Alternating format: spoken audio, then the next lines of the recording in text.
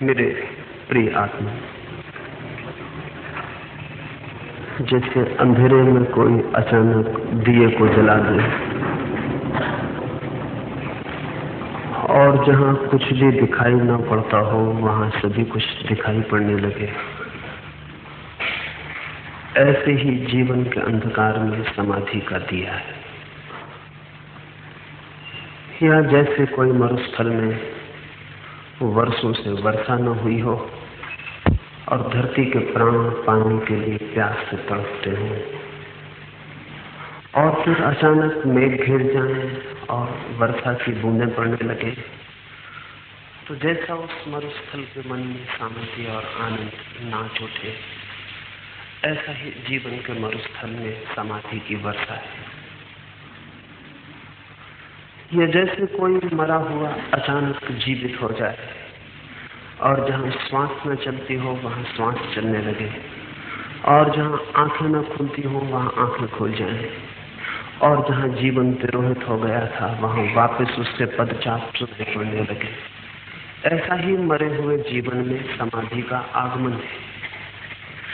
समाधि से ज्यादा महत्वपूर्ण जीवन में कुछ भी नहीं है। न तो कोई आनंद मिल सकता है समाधि के बिना, न कोई शांति मिल सकती है, न कोई सत्य मिल सकता है। समाधि को समझ लेना इसलिए बहुत उपयोगी है, समझ लेना ही नहीं, क्योंकि समाधि उन कुछ थोड़ी सी बातों में से है जिसे समझ लेना काफी नहीं है। उसमें से होकर गुजरे तो ही उसे समझ भी सकते हैं। जैसे कोई नदी के तट पर खड़ा हो और हम उसे कहें कि आओ तुम्हें तैरना सिखा दें, और वो कहे कि पहले मैं तैरना सीख लूं तट पर ही तभी पानी में उतरूंगा, पहले मैं समझ लूं फिर पानी में उतरूं, तो तर्क उसका गलत ना होगा, ठीक ही कहता है वो। बिना तैरे जाने कोई पानी में उतरने को राजी भी कैसे हो। लेकिन एक और बड़ी कठिनाई है, उसकी कठिनाई तो है ही, सिखाने वाले की भी कठिनाई है, क्योंकि बिना पानी में उतरे तैरना सिखाया भी कैसे जाए। तो तैरना सिखाने वाला कहने लगे उतर आओ पहले, क्योंकि बिना पानी में उतरे तैरना न सीख सकोगे, तो वो भी गलत ना कहे। और जिसे सीखना है वो कहे भयभीत हूं मैं, बिना तैरे उतरूंगा नहीं, पहले सीख लूं तब उतर सकता हूं। समाधि की बात भी कुछ ऐसी ही है। समाधि में गए बिना कुछ भी पता नहीं चल सकता है। लेकिन हम जानना चाहेंगे किनारे पर खड़ा होकर, क्या है समाधि। शब्द जितना कह सकते हैं उतनी कहने की कोशिश करूंगा। शब्द जो नहीं कह सकते हैं उसे कहने का कोई रास्ता नहीं है। सुना है मैंने, एक फकीर के पास कोई गया था, उससे पूछने लगा था किस समाधि की बात करते हो, किस ध्यान की बात करते हो, क्या है वो, कुछ बोलो, समझाओ, बताओ। वो फकीर आंख खोले बैठा था, उसने तत्काल आंख बंद कर ली। उस आदमी ने कहा ये भी खूब रहा, कम से कम आंख खोले थे, आंख तो खोलो, मैं तो जानने आया हूं कि समाधि क्या है, ध्यान क्या है। जिसकी दिन रात बात करते हो कुछ तो बताओ। वो फकीर बैठा था, वो एकदम गिर गया। उस आदमी ने कहा कर क्या रहे हो ये, कहीं मर मत जाना। मैं तो सिर्फ समाधि के लिए पूछने आया हूं। उस फकीर ने आंख खोली, उसने कहा मैं बताने की कोशिश कर रहा हूं। उस फकीर ने कहा ऐसे नहीं, तुम तो शब्दों से ही बता दो।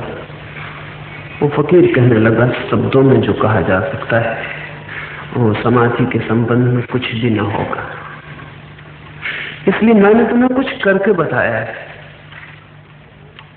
लेकिन क्या, कोई आंख बंद कर ले, कोई गिर जाए तो भी क्या पता चलेगा हमें। नहीं हमारी ही आंख बंद हो और हम ही गिर जाएं किसी क्षण में, न केवल बाहर से बल्कि भीतर से भी गिर जाएं और बिखर जाएं, जिससे कोई बूंद किसी सागर में खो जाए या जैसे कोई बीज किसी मिट्टी में टूट जाए। ऐसा हमारे भीतर ही घटित हो तो ही हम पहचान पाएं कि समाधि क्या है। लेकिन कुछ इशारे किए जा सकते हैं। सुबह तो मैं कुछ इशारे करूंगा और सांझ चाहूंगा कि हम सब साथ समाधि में प्रवेश करें।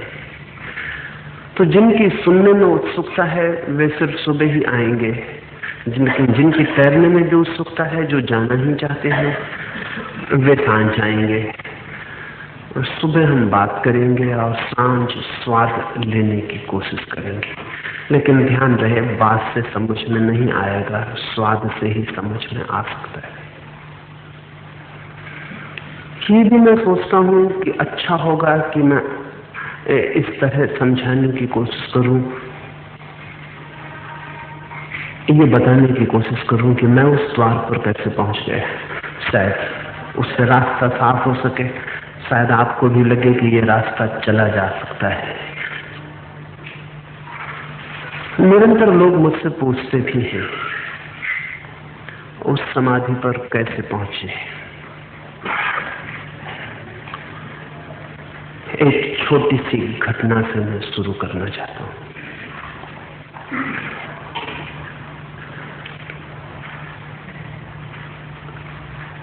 छोटा था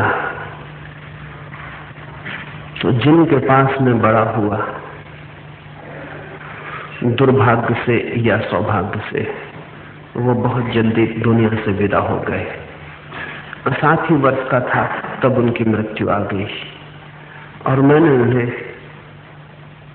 धीरे धीरे मरते देखा। वे एकदम से नहीं मरे, पहले उनकी वाणी खो गई, फिर उनकी आंखें बंद हो गई, फिर वे बेहोश हो गए और 24 घंटे बेहोश रहे। और फिर उसी बेहोशी में धीरे धीरे जैसे कोई दिए का तेल चुकता जाए और धीमी लौ होती जाए, ऐसे धीरे धीरे वे डूबे और खो गए। उनको ही मैंने चाहा और प्रेम किया था, उनके पास ही बड़ा हुआ था। उस क्षण तो ऐसा ही लगा था बड़ा दुर्भाग्यपूर्ण हुआ, लेकिन पता नहीं दुर्भाग्य बहुत बार सौभाग्य भी बन जाते हैं। मेरे लिए मृत्यु की वो पहली घटना थी और जिसे मैंने चाहा था उसके विदा हो जाने की भी पहली घटना थी।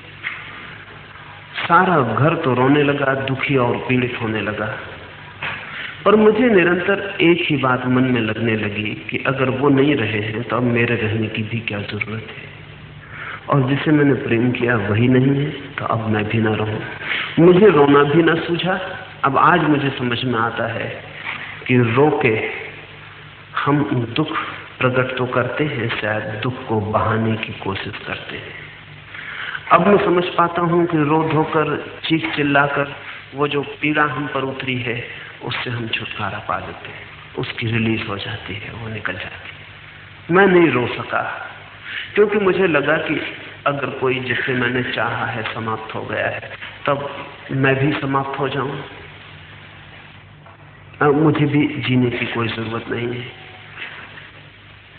उन्हें लोग मरघट ले गए, मुझे लोग घर में बंद कर गए, छोटा बच्चा सोचकर कि मैं मरघट जाऊं, पता नहीं मरघट को देखूं, कैसा मन पर आघात लगे। फिर उन्हें मैं प्रेम करता था, उन्हें जलते देखूं। लेकिन जब घर के लोग चले गए तो मैं भी चुपचाप पीछे के रास्ते से मरघट पहुंच गया। मुझे कुछ पक्का पता न था वहां क्या होने को है। डर से कि घर के लोग नाराज होंगे, छिप के वृक्ष पर बैठकर ही मैंने उन्हें जलते देखा। लौट आया, उस रात में एक ही प्रार्थना लेकर सो गया कि मैं भी मर जाऊं, भगवान ऐसा कर कि मैं भी मर जाऊं। जब तक मुझे रात नींद नहीं लगी एक ही बात मेरे मन में गूंजती रही कि मैं भी मर जाऊं, मुझे भी समाप्त हो जाना है। कब मुझे नींद लग गई पता नहीं है, लेकिन नींद में भी मेरे मन में यही स्वर दौड़ता रहा कि मैं मर जाऊं, मैं मर जाऊं, मैं मर जाऊं। कोई रात के 2 या 3 बजे अचानक मुझे नींद टूटी और मुझे लगा कि वो जिसे मैं कह रहा था कि मर जाऊं, मर गया है। सब मर गया है। हाथ हिला नहीं सकता हूं, आंख खोल नहीं सकता हूं, सांस का कोई पता नहीं मालूम पड़ता है, शरीर है भी या नहीं उसका भी कुछ पता नहीं पड़ता है, सब मर गया है। लेकिन एक और आश्चर्य कि सब मर गया है फिर भी मैं हूं, क्योंकि मुझे पता चल रहा है कि सब मर गया है। दोनों बातें एक साथ, सब मर गया है और फिर भी मैं हूं, ये भी पता चल रहा है कि मैं हूं, क्योंकि अगर मैं नहीं हूं तो किसे मालूम हो रहा है कि सब मर गया है। छोटी ही उम्र थी, लेकिन उसी दिन से मृत्यु मेरे लिए समाप्त हो गई। उस दिन के बाद बहुत परिजन मरे, लेकिन फिर मेरे लिए कोई नहीं मरा। दूसरे दिन सुबह में जितनी शांति और आनंद से भरा था, वैसी शांति उस दिन तक मैंने कभी न जानी थी, वैसा आनंद भी न जाना था। एक अनुभव से होके गुजरा था। अब लौट के कह सकता हूं, उस दिन तो पता नहीं था, लेकिन अब लौट के कह सकता हूं, समाधि के द्वार पर वो पहला झांकना था। समाधि के द्वार पर जिसे झांकना है, उसे जीते जी मरने की प्रक्रिया से गुजरना पड़ता है। लेकिन हम सब तो मरने से बहुत डरे हुए लोग हैं। हम तो जीवन भर इस कोशिश में रहते हैं कि कहीं मर न जाए। हमारा सारा प्रयास एक ही बात के लिए है कि मर न जाए। हमारे दर्शन, हमारे धर्म, हमारी फिलोसफीज, हमारे गुरु एक ही बात के लिए इंतजाम दे रहे हैं कि घबराओ मत, घबराओ मत। और अगर हम आत्मा की अमरता की बात भी मानते हैं तो इसलिए नहीं कि हमें पता है कि आत्मा अमर है, बल्कि इसलिए कि इससे मरने का भय कम होता है। तो दुनिया में मृत्यु से डरने वाले लोग आत्मा की अमरता को जरूर ही मान लेते हैं। हम मृत्यु से बचने के प्रयास में संलग्न हैं। हमारी पूरी जिंदगी जीने की जिंदगी नहीं है, मरने से बचने की जिंदगी। हमारा धन, हमारे मकान, हमारे मित्र, हमारे परिजन, ये सब मृत्यु के खिलाफ हमारी सुरक्षाओं की दीवारें। इसलिए जिस आदमी के पास जितना धन है वो उतना सुरक्षित अनुभव करता है। जिस आदमी के पास जितना बड़ा किले जैसा मकान है वो उतना सुरक्षित अनुभव करता है। जिस आदमी के पास सैनिकों का पहरा है वो उतना सुरक्षित अनुभव करता है। जिस आदमी के पास जितनी शक्ति है वो समझता है कि मैं सुरक्षित हूं। हमारी सारी दौड़, अगर हम आदमी की पूरी जिंदगी के राज को समझना चाहें तो दुनिया में दो ही तरह के आदमी हैं। एक वे जो जीते हैं और एक वे जो मरने से बचने का इंतजाम करते रहते हैं। लेकिन जो मरने से बचने का इंतजाम करता रहता है वो मरने से नहीं बच पाता है, मृत्यु तो आती है। और आश्चर्य तो यह है कि जो जीता है वो मरने से बच जाता है, क्योंकि जीवन की जितनी गहराइयों में उतरता है उतना ही पाता है, मृत्यु नहीं। मृत्यु सबसे बड़ा असत्य है, उससे बड़ा कोई भी असत्य नहीं। लेकिन हम उसी से भयभीत हैं और उसी से बचने की कोशिश में संलग्न हैं। भाग रहे हैं कि मर न जाएं। इसलिए हम धार्मिक आदमी नहीं हो पाते। धार्मिक आदमी वो है जो मरने के लिए तैयार है, जो कहता है मरना ही है तो मैं मर के देख लेना चाहता हूं। सुकरात मर रहा था तो किसी ने उससे पूछा कि तुम घबरा नहीं गए हो, मौत करीब आ रही है। तो सुकरात ने कहा दो बातें ही हो सकती हैं, या तो मैं मर ही जाऊंगा, कुछ भी ना बचेगा, और अगर मर ही जाऊंगा कुछ भी ना बचेगा, फिर भय कैसा, क्योंकि भय के लिए बचना तो जरूरी है। फिर दुख कैसा, क्योंकि दुख के लिए भी मेरा होना जरूरी है। फिर डर, अगर मैं मर ही गया कुछ भी ना बचा तो डर नहीं है, और अगर मैं बच ही गया और मरने में मैं न मरा तो फिर तो डर का कोई सवाल नहीं है। जब बच ही जाऊंगा तो डर कैसा। फिर जो मर गया वो मैं नहीं था जानूंगा, और जो बच गया वही मैं हूं। सुकरात ने कहा दो ही बातें हैं, या तो मर ही जाऊंगा तब डर का कोई उपाय ना रहा, और अगर बच ही गया तब तो डर की कोई बात ही नहीं। लेकिन हम बहुत डरे हुए हैं, बहुत भयभीत हैं, इसलिए समाधि के पास हम नहीं पहुंच पाते। समाधि के पास वही पहुंच सकता है जो मरने के लिए तैयार है। इसलिए हम किसी की मृत्यु के बाद चबूतरा बनाते हैं तो उसे भी समाधि कहते हैं, और ध्यान की आखिरी स्थिति को भी समाधि कहते हैं। कब्र को भी समाधि कहते हैं और ध्यान की आखिरी स्थिति को भी समाधि कहते हैं। दोनों में कुछ जोड़ है। जो आदमी जीते जी अपने को कब्र में डाल देता है वो समाधि को उपलब्ध हो जाता है, लेकिन जीते जी कब्र में डालना, जीते जी मरने की तैयारी दुरूह है। मैंने सुना है इजिप्ट में एक आश्रम था और उस आश्रम के नीचे ही मरघट था। जमीन को खोद के नीचे मरघट बनाया था। हजारों वर्ष पुराना आश्रम था। मीलों तक नीचे जमीन खोद के उन्होंने कब्रगाह बनाई हुई थी। जब कोई भिक्षु मर जाता तो पत्थर उखाड़ के उस नीचे के मरघट में डाल के चट्टान बंद कर देते थे। एक बार एक भिक्षु मरा, लेकिन कुछ भूल हो गई। वो मरा नहीं था, सिर्फ बेहोश हुआ था। उसे मरघट में नीचे डाल दिया, चट्टान बंद हो गई। 5-6 घंटे बाद उस मौत की दुनिया में उसकी आंखें खुली, वो होश में आ गया। उसकी मुसीबत हम सोच सकते हैं, सोच लें कि हम उसकी जगह हैं। वहां लाशें ही लाशें हैं, सड़ती हुई, दुर्गंध, हड्डियां, कीड़े मकोड़े, अंधकार।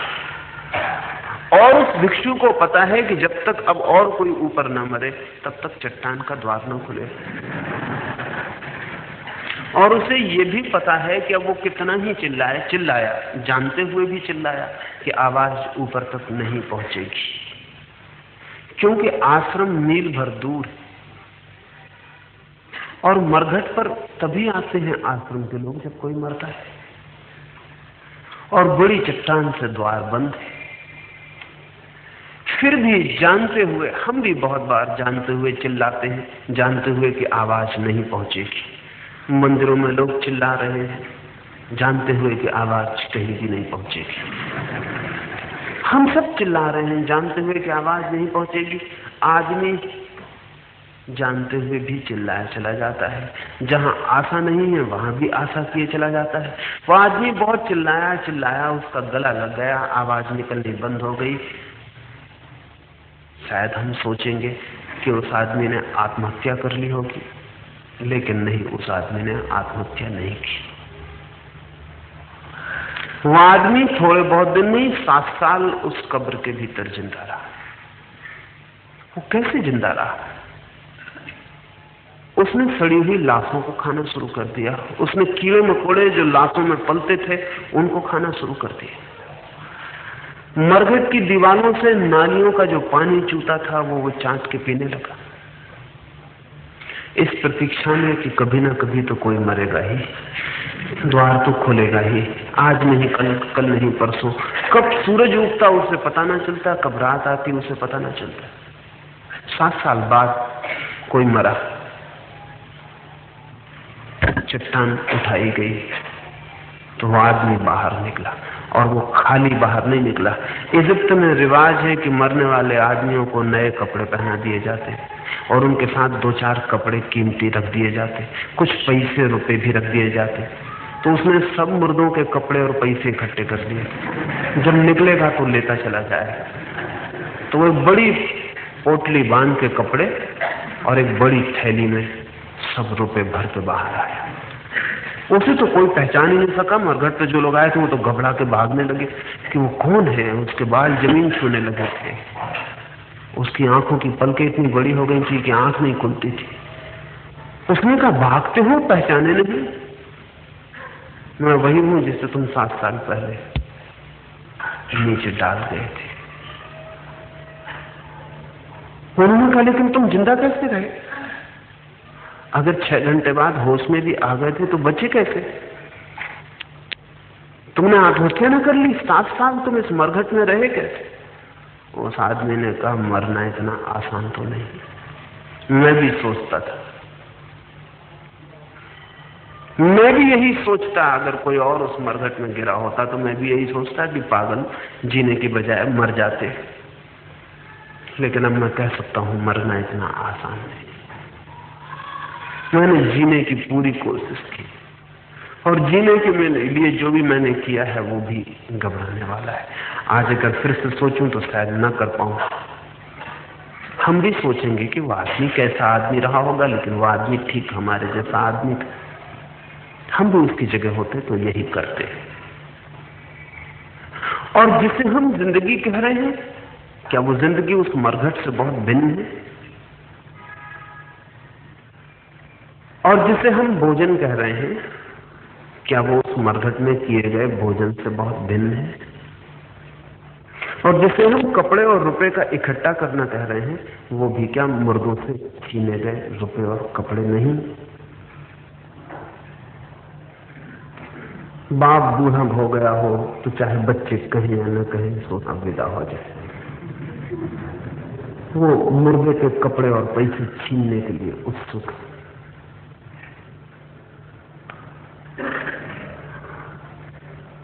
राष्ट्रपति को शुभकामनाएं भी देते हैं लोग, उपराष्ट्रपति जन्मदिन पर जाके फूल मालाएं भी चढ़ाते, और मन में भगवान से जाने अनजाने प्रार्थना भी करते हैं कब तक टिके रहिएगा, क्योंकि वो विदा हो तो उनका मरी हुई कुर्सी किसी को कोई उस पर सवार हो जाए।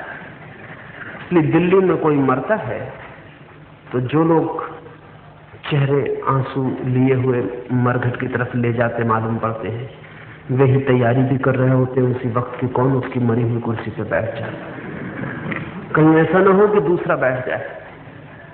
बल्कि मरघट पर ले जाते वक्त भी इस बात की होड़ रहती है कि मुर्दे को सबसे पहले कौन हाथ दे रहा है, क्योंकि उसका कुर्सी पे कब्जा हो सकता है।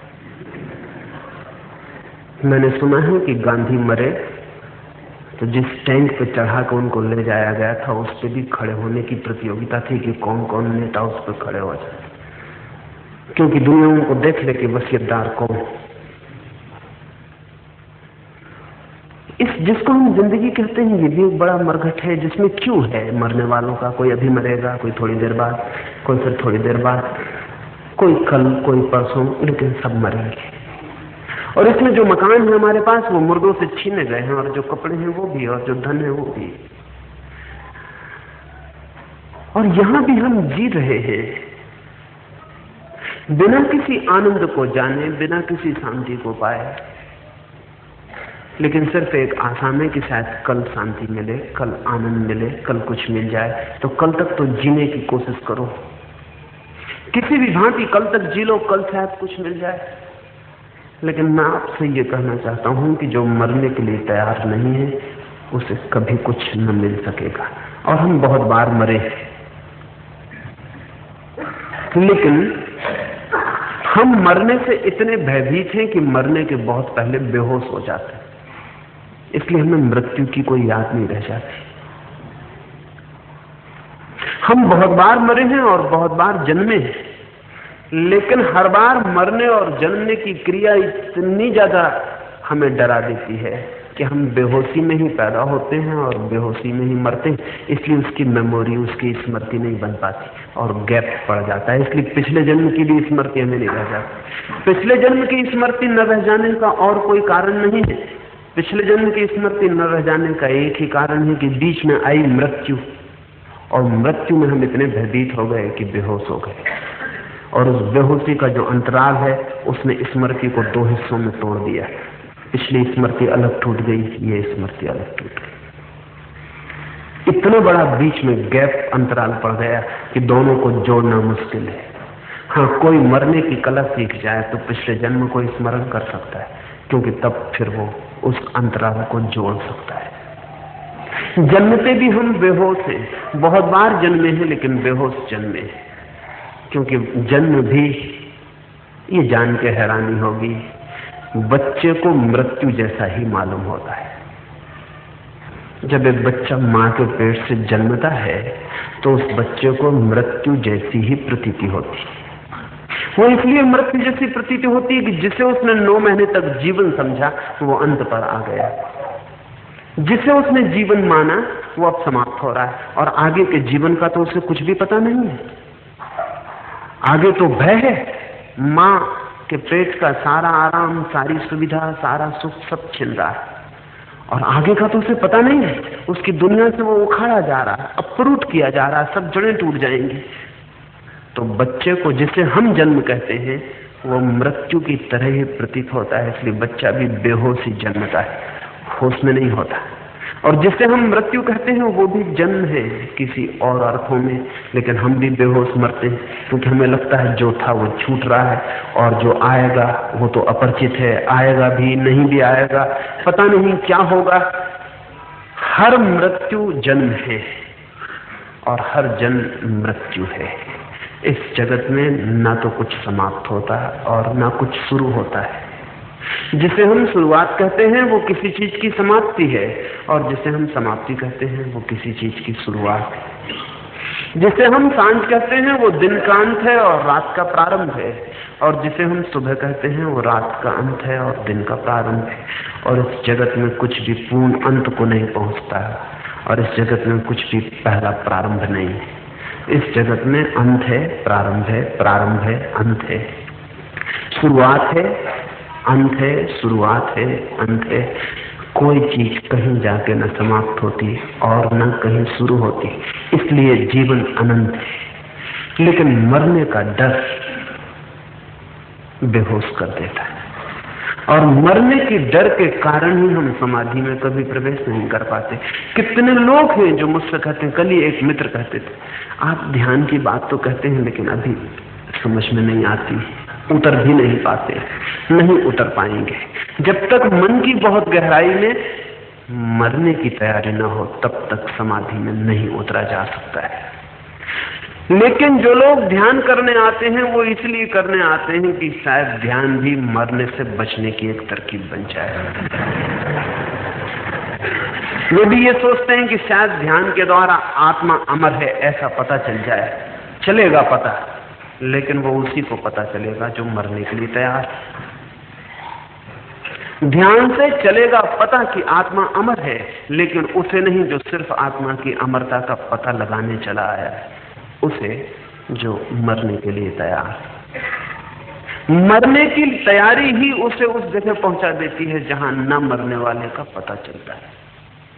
इसलिए समाधि को कोई भी कभी उपलब्ध हुआ हो तो समाधि के द्वार पर मृत्यु का बोध पहला चरण है। लेकिन हम मृत्यु के बोध को हटाए रहते। हमने मरघट गांव के बाहर बनाए हैं इसीलिए कि वो रोज रोज दिखाई न पड़े। होना तो चाहिए गांव के बीच में मरघट, जहां से हर बच्चा निकले, हर आदमी निकले, दिन में 2-4 बार उसे मृत्यु का ख्याल आ जाए। हमने गांव के बाहर बनाया है दूर, सुरक्षित, कि पता ना चले। अभी एक गांव में गया था, वो बड़े होशियार लोग, उन्होंने जो मरघट बनाया है बहुत ही अच्छा बनाया है। वहां जाके भी आपको मरघट का पता ना चले। वहां भी उन्होंने बगीचे लगाए हैं, लाइब्रेरी बना दी है कि वहां जो लोग जाते हैं वो अखबार वहां भी पढ़ते रहते हैं, वो यहाँ भी अखबार पढ़ते रहते हैं, वो वहां भी अखबार पढ़ते रहते हैं। ऐसे तो अभी भी हम जो मरघट पे जाते हैं तो हम बहुत दुनिया भर की बातें वहां करते रहते हैं, मौत को छोड़ के।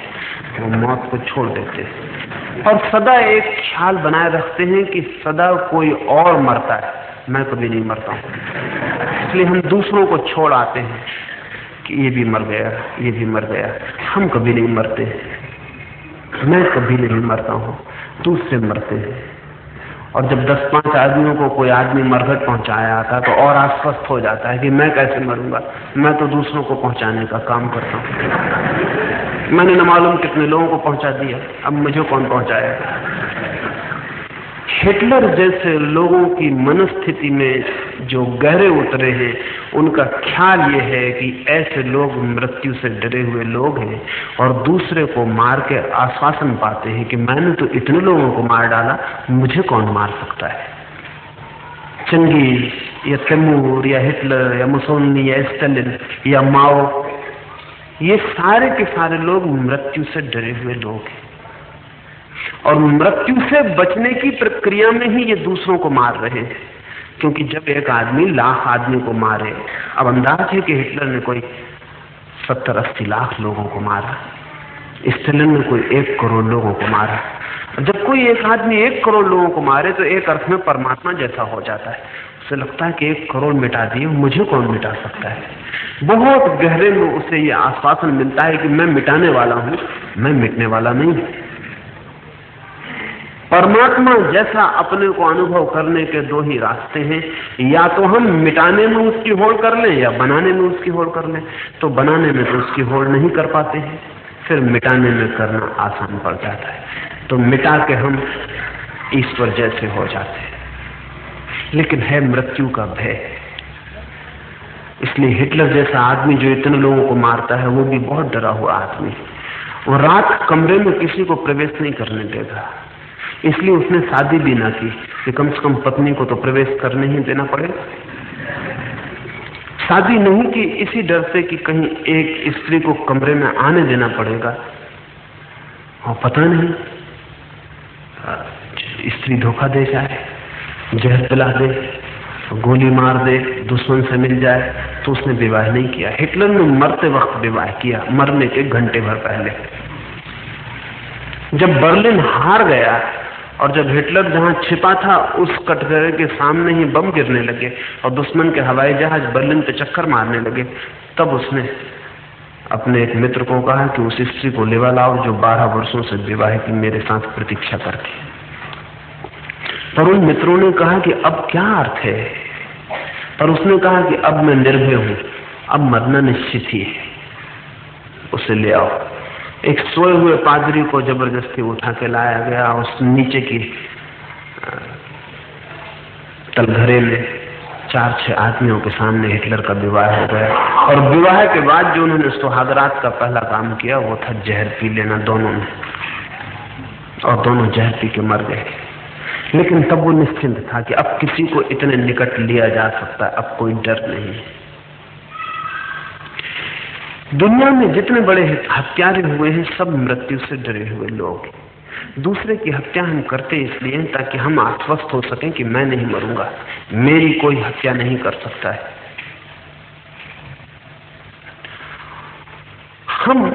हमने जो व्यवस्था ईजाद की है जीवन की, उस व्यवस्था को अगर हम बहुत गौर से देखेंगे तो हम पाएंगे हमने मृत्यु से भयभीत होकर मृत्यु की बात नहीं करते।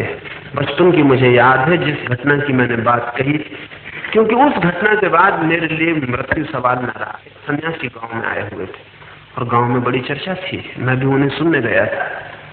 वे आत्मा की अमरता की बातें कर रहे थे और बात ही नहीं है करने को।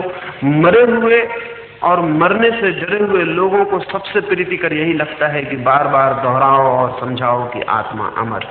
वो बड़े प्रफुल्लित होते हैं। इसलिए नहीं कि आत्मा अमर है, इसलिए कि उनको फिर एक आदमी ने आश्वासन दिया कि आत्मा अमर है, डर की कोई जरूरत नहीं है। वो समझा रहे थे कि आत्मा अमर है और मैं देख रहा था कि गांव के सब डरे हुए लोग वहां बैठ के उन्हें बड़े आनंद से सुन रहे हैं। मैंने खड़े होकर उनसे पूछा कि स्वामी जी आपके कब हैं इरादे मरने के। उन्होंने कहा कैसी बेहूदी बात पूछते हो, ये कोई पूछने की बात है। और गांव के लोगों ने भी मुझे कहा कि कोई पूछने की बात है, ये पूछना अशिष्ट है किसी आदमी से पूछना कि कब मरने के इरादे। स्वामी तो बहुत नाराज हो गए। मैंने कहा मैं तो सोचता था वो कह रहे हैं आत्मा अमर है तो मरने की बात से नाराज ना होंगे, लेकिन मरने के ख्याल से नाराज हो गए। मैं पूछा कि कब मरने के इरादे, कब मरिएगा। और वो कहने लगे कि ये बात नहीं पूछनी चाहिए, इस तरह की भद्दी बात नहीं पूछनी चाहिए। अगर आत्मा अमर है तो मृत्यु फिर भद्दी कैसे रह जाती है, फिर मृत्यु रह ही नहीं जाती, फिर मृत्यु की बात पूछनी अशोभन नहीं। हम मृत्यु की बात ही नहीं करते, उसे हम टाले रखते। वो आ भी जाए बीच में तो हम दूसरी बातें करते हैं। पड़ोस में कोई मर जाए तो हम 1000 बात करते हैं, बस एक बात छोड़ देते हैं। हम कहते हैं बेचारा, हम उस पर दया खाते बिना इसकी फिक्र किए कि जिस पे हम दया खा रहे हैं वो घटना हम पर भी आज नहीं कल घट जाएगी। हम उसके बच्चों की बात करते हैं कि उनका क्या होगा, हम उसकी पत्नी की बात करते हैं उसका क्या होगा, हम उसकी नौकरी की, पैसे की, धंधे की बात करते हैं कि सब क्या होगा। हम सब बात करते हैं, सिर्फ उस बीच के गोल घेरे को छोड़ जाते हैं। वो जो मृत्यु घटित हुई उसकी बात नहीं करते कि मृत्यु क्या है, उसको हम छोड़ जाते हैं, उसे हम बात के बाहर रखते हैं, उसे हम सदा किनारे रखते हैं। अगर कोई हमारे जिंदगी में सबसे सुनिश्चित बात है तो वो मृत्यु है। बाकी तो सब अनिश्चित है, बाकी का कुछ भी तय नहीं है। एक बात तय है कि जिसे हम मृत्यु कहते हैं वो घटेगी। सबसे सुनिश्चित बात पर सबसे कम चर्चा है। आपने मृत्यु पर कोई किताब न देखी होगी। आत्मा की अमरता पर किताबें हैं, मृत्यु पर किताब नहीं है। मृत्यु पर कोई बात ही नहीं करता, उसको हम बात के बाहर रखते हैं क्योंकि वो बड़ा खतरनाक तथ्य है, वो कहीं दिखाई ना पड़ जाए। लेकिन हम कितना ही बाहर रखें, मृत्यु बाहर नहीं रहती, वो एक दिन आ ही जाती है। हमारे सब उपाय तोड़कर भीतर चली आती, हमारे सब द्वार दरवाजे बेकार सिद्ध होते, वो भीतर आ जाती। हमारे सब पहरे बेकार सिद्ध होते हैं, वो भीतर आ जाती। हमारे मित्र साथी संबंधी सब व्यर्थ सिद्ध होते हैं। जिनके लिए हमने इकट्ठा किया था कि वे हमारा अकेलापन मिटाएं, हमें लोनली न मालूम होने दें। पत्नी को लाया था मैं कि मैं अकेला न रहूं, बेटे को पैदा किया था कि मैं अकेला न रहूं, मित्र बनाए थे कि मैं अकेला न रहूं। लेकिन जब मौत आती है तो मैं पाता हूं बिल्कुल सब अकेला रह गया हूं। और जिन्हें मैंने सोचा था वे रो रहे हैं मेरे लिए, लेकिन मेरा साथ देने को तो कोई भी तैयार नहीं। वे रो रहे हैं मेरे लिए कि बेचारा, वे दुखी हो रहे हैं, लेकिन वे दुखी भी शायद मेरे लिए नहीं हो रहे। वे दुखी भी सिर्फ इसलिए हो रहे हैं कि वे अकेले हो गए और जल्दी ही वे इंतजाम करेंगे कि उनका अकेलापन मिट जाए, वे फिर भरे पूरे हो जाए। अकेलेपन से बचने के लिए हमने बनाया है समाज, बनाए हैं दल, बनाई हैं संस्थाएं, बनाए हैं संगठन, बनाए हैं राष्ट्र। अकेले से बचने के लिए बनाई हैं जातियां, हिंदू और मुसलमान, जैन और ईसाई, बुद्ध और पारसी। हमने अकेला न रह जाऊं मैं, तो हमने भीड़ इकट्ठी की। लेकिन क्या फर्क पड़ता है, हम अकेले हैं और हमारा सब इंतजाम झूठा है और सब हमारा इंतजाम डिसेप्टिव है, धोखे का है, सच्चा नहीं है। और मौत हमारे सब इंतजाम को एक क्षण में व्यर्थ कर देती और सब अकेला रह जाता है। मौत के सत्य को पहचानने की जरूरत है और मौत के सत्य के प्रति भयभीत होने की जरूरत नहीं है।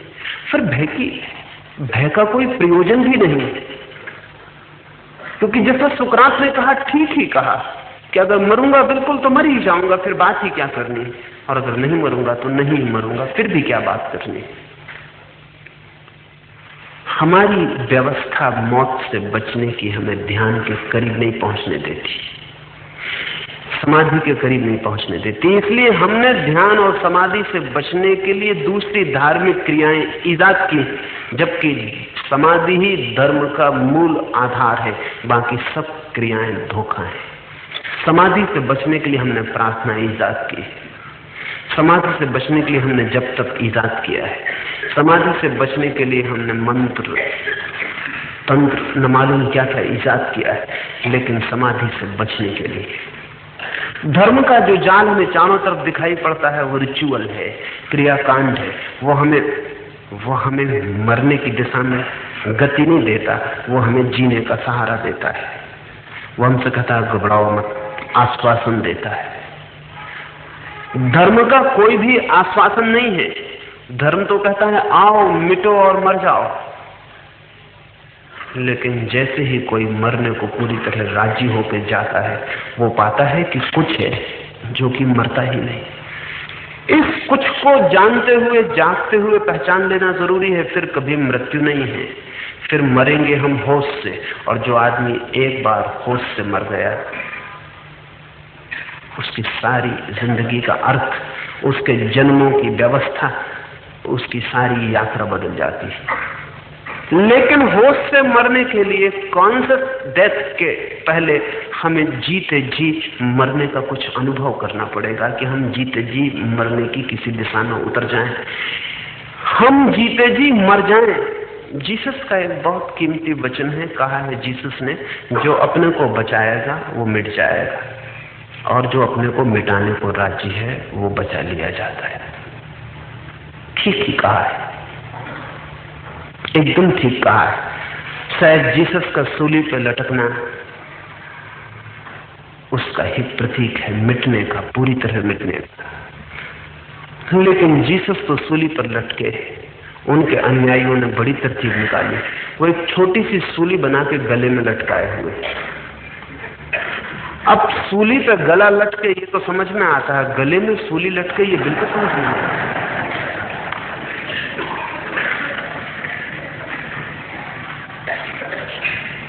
सारी दुनिया में जिनको हम धर्म अनुयायी कहते हैं वो इसी तरह के डिसेप्शन पैदा कर लेते हैं। बात वैसी दिखाई पड़ती है, जीसस भी सूली पर लटके हैं, जीसस का पादरी भी सूली लटकाया हुआ है, गले में सोने की सूली बना ली है छोटी, उसको गले में लटकाया हुआ। सोने की कहीं सूलियां होती और सूलियां कहीं गले में लटका के चलने से कुछ मतलब है, लेकिन सूली प्रतीक है किसी और बात का, मिटने की तैयारी का। जीसस भी आखिरी क्षण में बहुत घबरा गए और मेरी दृष्टि में वही मोमेंट, वही क्षण उनकी जिंदगी का सबसे कीमती क्षण है। जब उन्हें सूली पे लटकाया गया और हाथ में कीले ठोंके गए तो उनके मुंह से आवाज निकली कि हे परमात्मा, ये तू क्या कर रहा है? ये तू कर क्या रहा है? ये मेरे साथ क्या हो रहा है? अत्यंत चिंता और तनाव से भरे हुए उनके प्राणों से आवाज निकली कि परमात्मा तू मुझे क्या दिखला रहा है? शिकायत थी। शिकायत खबर देती है कि अभी जीसस को पता नहीं चला था, लेकिन एक ही क्षण में उनको समझ में आ गई बात और वे हंसने लगे और उन्होंने कहा जो तेरी मर्जी, मैं राजी हूं। ये एक क्षण ही जीसस के जीवन में क्रांति का क्षण। जिस क्षण उन्होंने कहा हे परमात्मा ये क्या दिखला रहा है, उस वक्त मृत्यु के संबंध में शिकायत है। उस समय तक वे बढ़ई के एक बेटे जीसस थे और एक क्षण बाद जब उन्होंने कहा तेरी मर्जी, जो तू करे मैं राजी, बस वो जीसस ना रहे, क्राइस्ट हो गए। वो एक साधारण आदमी के बेटे ना रहे, परमात्मा के बेटे हो गए, मरने को राजी हो गए थे। एक क्षण में ये बात घटी और वो क्षण समाधि का क्षण बन गया। जैसे उन्होंने कहा राजी हूं। जो आदमी अपने भीतर कह सकता है कि मरने को राजी हूं, उसकी जिंदगी में समाधि का क्षण आ जाता है। और जो आदमी कहता मरने का, मर नहीं सकता, मैं तो इसलिए ध्यान वगैरह खोज रहा हूं कि मरना ना पड़े, आत्मा की अमरता का पता चल जाए, परमात्मा से मिलना हो जाए और गारंटी पक्की हो कि कभी ना मरूंगा। अगर ये शरीर भी मरेगा तो आत्मा नहीं मरेगी, कुछ भी हो जाए लेकिन मैं न मरूं, इसका मुझे पक्का करना है। ऐसा आदमी अगर ध्यान की खोज में जाएगा तो ध्यान में जा ही नहीं सकता है। जो आदमी मरने को राजी है उसे मैं सन्यासी कहता हूं। वो कपड़े बदलता नहीं बदलता ये बेमानी बात है, इसलिए हम सन्यासी का नाम बदल देते हैं, लेकिन नाम बदलने से कुछ भी नहीं होता क्योंकि वो आदमी वही का वही रह जाता है। नाम बदलते हैं इसीलिए कि हम मानते हैं पुराना आदमी मर गया है, ये दूसरा आदमी है, लेकिन पुराना आदमी समाधि के बिना मर नहीं सकता। ये आदमी वही का वही है। एक युवक मेरे पास अभी आया और उसने कहा कि मैं संन्यास लेना चाहता हूं, आपकी क्या सलाह है? मैंने कहा संन्यास कभी किसी ने लिया है और अगर लिया होगा तो झूठा होगा। संन्यास लिया नहीं जा सकता क्योंकि वो जो लेने वाला है वो मर जाए तो संन्यास घटित होता है। वो जो लेने वाला है, जो कहता मैं संन्यास ले रहा हूं, उसकी मृत्यु हुई तो संन्यास बनती है। तो मैंने उससे कहा जब तक संन्यास लेने जैसा लगे तब तक लेना ही मत, लेकिन जिस दिन तुम पाओ कि वो आदमी मर ही गया जो संन्यास लेता फिरता था, उस दिन तुम सन्यासी हो जाओगे। और मैंने कहा कि जब तक किसी से पूछना पड़े, सलाह लेनी पड़े, तब तक तो लेने ही मत, क्योंकि दूसरे की सलाह से लिया हुआ सदा झूठा हो जाता है। जिस दिन तुम पाओ कि सारी दुनिया भी कहे कि सन्यास मत लो, लेकिन तुम पाओ कि अब लेने का सवाल ही नहीं, मैं सन्यासी हो गया, तभी कुछ।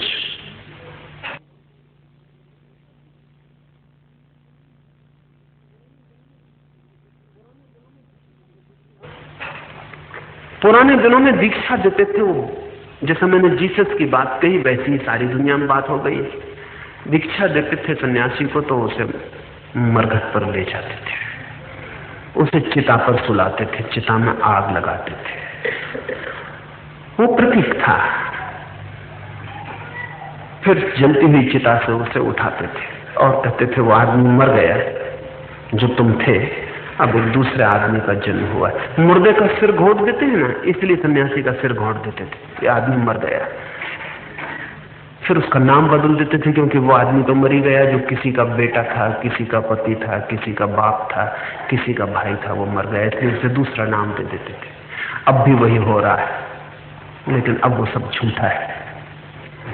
और किसी लकड़ी की चिता पर अगर लिटा के हम किसी को उठा लेंगे तो क्या भीतर का आदमी मर जाएगा? कैसे मर जाएगा? और कपड़े बदल देंगे और नाम बदल देंगे तो क्या भीतर का आदमी मर जाएगा? नहीं। चिता का अर्थ है समाधि। जो व्यक्ति समाधि में प्रविष्ट होता है फिर वो वही लौटता ही नहीं जो गया, दूसरा ही आदमी लौटता है, वो बिल्कुल और ही आदमी होता है। मरने की तैयारी संन्यास है, और संन्यास समाधि से फलित होता है। और मेरा मानना है कि कोई व्यक्ति कहीं भी समाधि को उपलब्ध हो जाए वो संन्यास्त हो जाएगा। संन्यास का मतलब ये नहीं कि घर छोड़ के भाग जाए, क्योंकि घर छोड़कर तो वे ही केवल भागते हैं जिनके लिए घर बहुत मूल्यवान है। पत्नी छोड़कर वे ही भागते हैं जो स्त्री लोलुप है। धन छोड़कर वे ही भागते हैं जो लोभी है।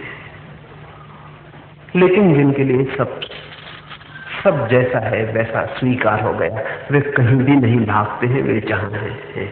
मैंने सुना है एक गांव में एक फकीर है। उस गांव का राजा रात को निकलता है कभी तो बार बार उस फकीर को देखता है कि नीम के वृक्ष के नीचे वो सर्दी की रातों में ठिठुरता रहता है। फिर उसने गांव में पता लगाया, उसके वजीरों ने कहा वो साधारण आदमी नहीं, बहुत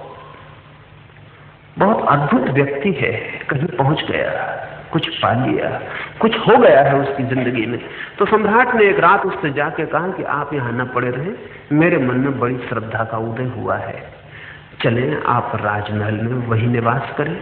राजा ने सोचा, शायद ना भी सोचा हो, लेकिन अचेतन में कहीं छाया रही होगी कि सन्यासी तो फौरन कहेगा राजमहल मैं नहीं जा सकता हूं, हम फकीर हैं, हम झोपड़ों में सड़क के किनारे पड़े रहते हैं, राजमहल हमारे लिए नहीं है। लेकिन सम्राट ये कह रहा था कि तभी वो फकीर उचका और राजा के घोड़े पर सवार हो गया और उसने कहा चलिए किस तरफ चले। सर राजा को बड़ी मुश्किल हो गई, श्रद्धा एकदम समाप्त हो गई। उसने कहा कि मैंने कहा भी नहीं और याद में राजी हो गई, ये कैसा सन्यासी। लेकिन अपने ही शब्द वापस लेने में भी तो देर लग जाती है। अब एकदम से कैसे शब्द वापस ले ले, मन तो वहीं इकट्ठा हो गया, क्योंकि भोगी जो है वो सिर्फ त्यागियों को पूज सकते हैं।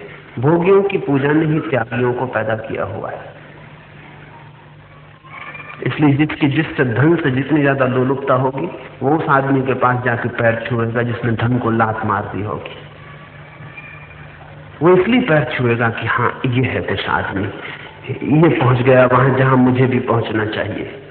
जो आदमी स्त्रियों के पीछे दीवाना होगा वो ब्रह्मचारी के जाके पैर पड़ेगा, वो कहेगा कि ये है आदमी। हम अपने से उल्टे को पूछते हैं, और अगर पूजा लेनी हो तो आम लोग जैसे हैं उससे उल्टा होना जरूरी हो जाता है। अगर वो पैर से चलते हैं तो आप शीर्षासन करिए, फिर पूजा मिलनी शुरू हो जाती है। पूजा सिर्फ उल्टे को मिलती है, और जो उल्टा है वो बदला हुआ नहीं। सिर के बल खड़े हो जाइए चाहे पैर के बल, आदमी आप वही है। आदमी नहीं बदल जाता सिर के बल खड़े होने से। राजा बहुत मुश्किल में पड़ गया, लेकिन निमंत्रण दिया था तो फकीर को घर ले गया। अच्छे से अच्छा महल था, फकीर को ठहरा दिया, लेकिन श्रद्धा चली गई, क्योंकि श्रद्धा भोगी की त्यागी में हो सकती है। और धीरे धीरे श्रद्धा मिटती गई, क्योंकि जो भी खाने को कहा उसने खाना ले लिया, जहां भी सोने को कहा वो सो गया, मखमली गद्दे थे तो स्वीकार कर लिए।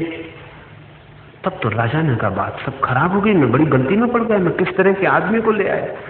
6 महीने बाद राजा ने एक दिन जाकर उस फकीर को कहा कि एक सवाल मेरे मन में उठा है, पूछ लूं। वो सवाल ये है कि मुझ में और आप में फर्क क्या है। उस सन्यासी ने कहा तुम 6 महीने बाद पूछ रहे हो, सवाल तो उसी रात उठ गया। क्या मतलब? कहा जब मैं घोड़े पर सवार हुआ तभी सवाल उठ गया, लेकिन बड़े कमजोर आदमी हो, पूछने में भी 6 महीने लगा। तो राजा ने कहा शायद आप ठीक कहते हैं, सवाल तो उसी वक्त उठ गया। तो उसी वक्त पूछ लेना था। उस फकीर ने कहा कैसे कमजोर आदमी। फिर राजा ने कहा अब आज तो बता दें कि अब मुझ में और आप में फर्क क्या है। फकीर ने कहा सच में ही फर्क जानना है तो चलो उसी जगह चले जहां से ये सवाल उठा था, वहीं जवाब दे दूंगा। वे गए गांव के बाहर उस झाड़ के नीचे। फिर वे चलते ही गए। राजा ने कहा वो झाड़ भी निकल गया, अब आप जवाब दे दें। उस फकीर ने कहा थोड़े और आगे, थोड़े और आगे। फिर वे गांव की सीमा रेखा पर पहुंच गए जहां राजा का राज्य समाप्त हो जाता। नदी थी। फकीर ने कहा नदी भी पार कर ले। उस राजा ने कहा लेकिन मतलब क्या, आप जवाब दीजिए, दोपहर हो गई, धूप सिर पे चढ़ गई। उस फकीर ने कहा जवाब मेरा यही है कि अब मैं तो आगे जाता हूं, तुम भी साथ चलते हो। उस राजा ने कहा मैं कैसे जा सकता हूं, मेरी पत्नी, मेरे बच्चे, मेरा राज्य। उस फकीर ने कहा तो मैं तो जाता हूं, अगर फर्क दिखाई पड़े तो देख लेना। तुम्हारे महल में मैं था, लेकिन तुम्हारा महल मेरे भीतर न था। तुम सिर्फ महल में नहीं हो, महल भी तुम्हारे भीतर है। अब कहां है महल तुम्हारा, कहां है पत्नी, कहां है तुम्हारे बच्चे, लेकिन तुम कहते हो कि मुझे लौटना पड़ेगा। मेरी पत्नी, मेरे बच्चे, मेरा महल, मेरा कुछ भी नहीं है। मैं तुम्हारे महल में मेहमान था, मैं तुम्हारे महल का मालिक न था। महल के भीतर था मैं, लेकिन महल मेरे भीतर न था। अच्छा मैं जाऊं? राजा के मन में श्रद्धा का फिर उदय हुआ। श्रद्धा के उदय होने में भी देर नहीं लगती, जाने में भी देर नहीं लगती। वो एकदम सन्यासी के पैर पकड़ लिया। उसने कहा महाराज कहाँ मुझे छोड़कर जाते हैं, वापस चले। उसने कहा मैं फिर घोड़े पर सवार हो सकता हूँ, लेकिन श्रद्धा का अंत हो जाएगा, अब तुम मुझे जाने दो। मुझे कोई कठिनाई नहीं, मैं लौट सकता हूं, लेकिन तुम बड़ी मुश्किल में पड़ जाओगे। 6 महीने मैं तो बड़े मजे में सोया, तुम बड़ी मुसीबत में रहे। फिर सवाल उठ जाएगा अगर मैं लौटा तो। अब मत लौटाओ, मैं तो लौट सकता हूं, क्योंकि मेरे लिए ये दिशा और वो दिशा सब बराबर। इधर जाऊं कि इधर जाऊं कि कहीं ना जाऊं, कोई फर्क नहीं पड़ता है, लेकिन तुम मुसीबत में पड़ जाओगे। इस आदमी को मैं सन्यासी कहता हूं। जो संसार से भयभीत है वो सन्यासी नहीं है, लेकिन जो संसार में ऐसे रहने लगा जैसे मेहमान है, अतिथि है, जो संसार में ऐसे रहने लगा कि संसार चारों तरफ है लेकिन उसके भीतर नहीं है, वह आदमी सन्यास्त है। लेकिन सन्यास्त व्यक्ति समाधि से गुजरे बिना कोई भी नहीं हो सकता। सन्यास्त होने का मतलब है बिना मरे कोई सन्यास्त नहीं हो सकता। जीते जी जो मर जाता है, जीते जी जो मरने की कला सीख लेता है, और एक बार समाधि से कोई गुजर जाए तो प्रतिपल मरता है और प्रतिपल नए का जन्म होता है। फिर ऐसा नहीं है कि एक दफा में मर गया और दूसरा हो गया, नहीं, प्रतिपल जो पुराना था वो मर जाता है और नया उभरता रहता है। प्रतिपल मृत्यु है, प्रतिपल जीवन है, प्रतिपल पुनर्जीवन है।